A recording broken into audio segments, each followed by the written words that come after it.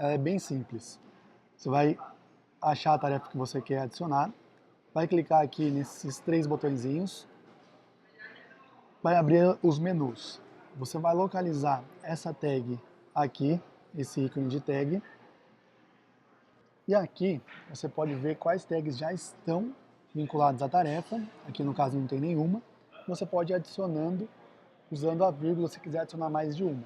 Então vou colocar aqui, ó, tag 1, vírgula, tag 2, tag 3.